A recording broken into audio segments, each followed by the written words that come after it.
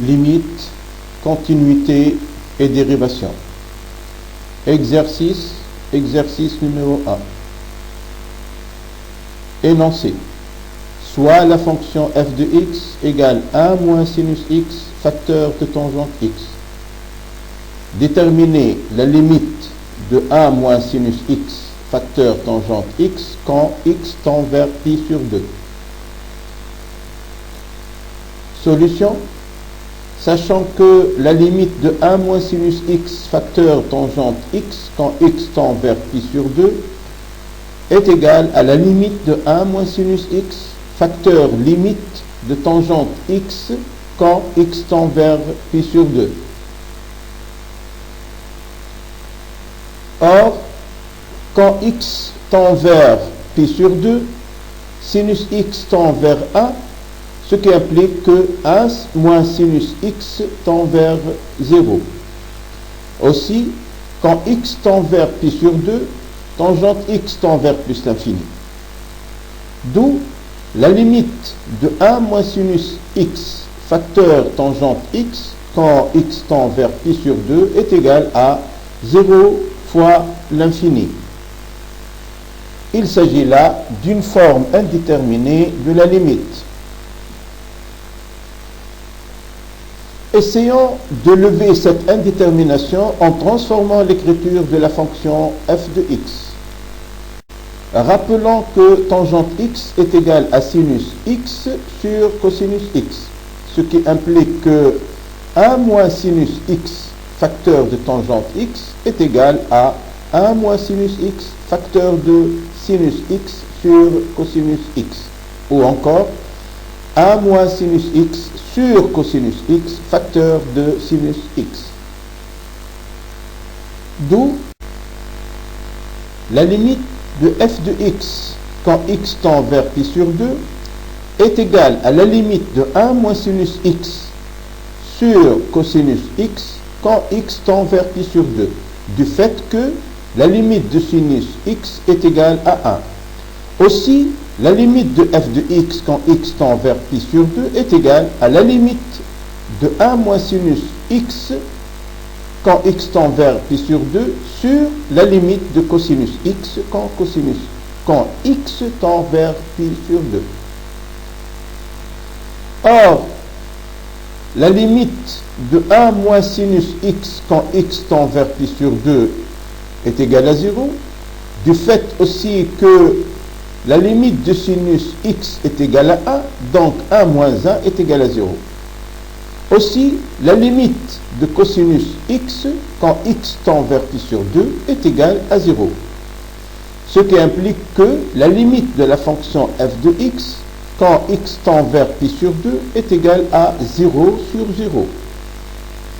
Et il s'agit là, encore une fois, d'une forme indéterminée de limite.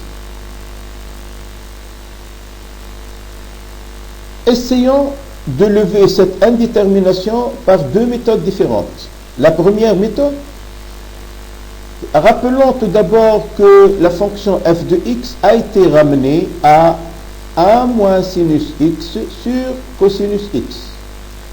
Et multiplions le numérateur et le dénominateur de f de x par l'expression conjuguée du numérateur, à savoir 1 plus sinus x.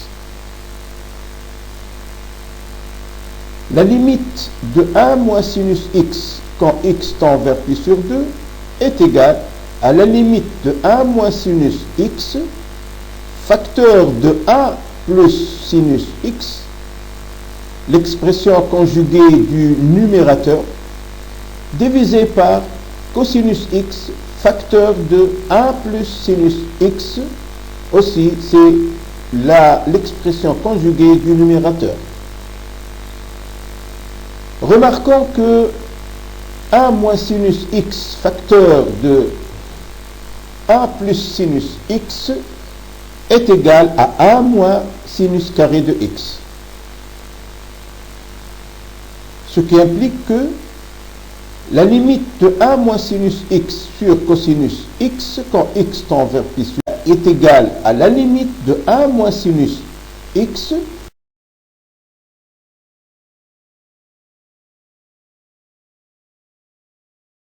sur cosinus x, facteur de 1 plus sinus x.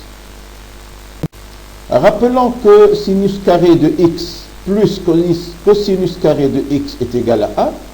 Donc, 1 moins sinus carré de x est égal à cosinus carré de x. Ce qui implique que la limite de 1 moins sinus carré de x sur cosinus x, facteur de 1 plus sinus x quand x tend vers pi sur 2, est égale à la limite de cosinus carré de x sur cosinus x, facteur de 1 plus sinus x, quand, toujours bien sûr, quand x tend vers pi sur 2, est égal aussi à limite cosinus x divisé par 1 plus sinus x, quand x tend vers pi sur 2.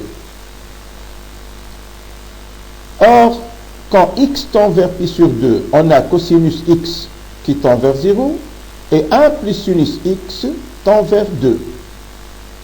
Ce qui implique que la limite de la fonction f de x quand x tend vers pi sur 2 est égale à 0 sur 2, c'est-à-dire 0.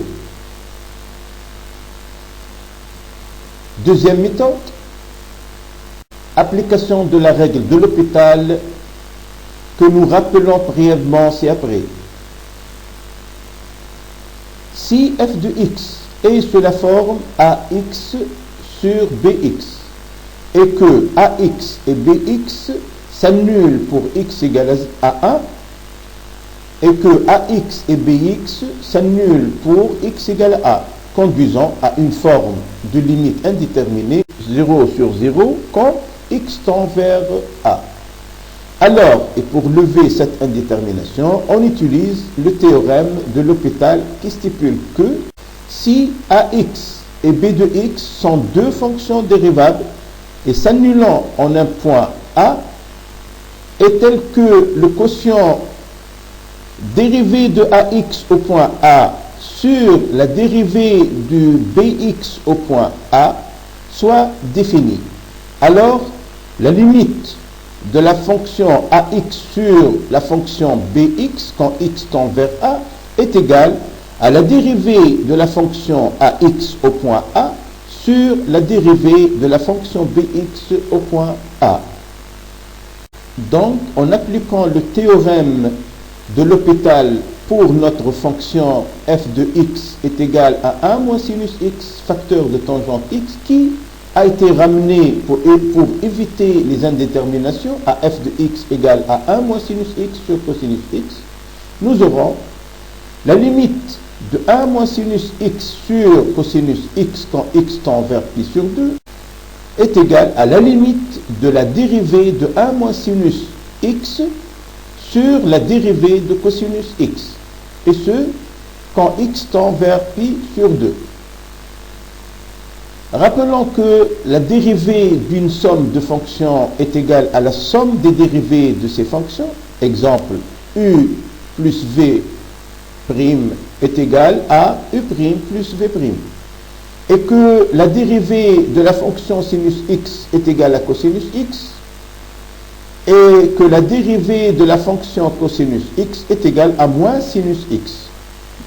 Donc, la limite de la dérivée de 1 moins sinus x sur la dérivée de cosinus x quand x tend vers pi sur 2 est égale à la limite de moins cosinus x sur moins sinus x quand x tend vers pi sur 2 est égale aussi à la limite de cosinus x sur sinus x quand x tend vers pi sur 2.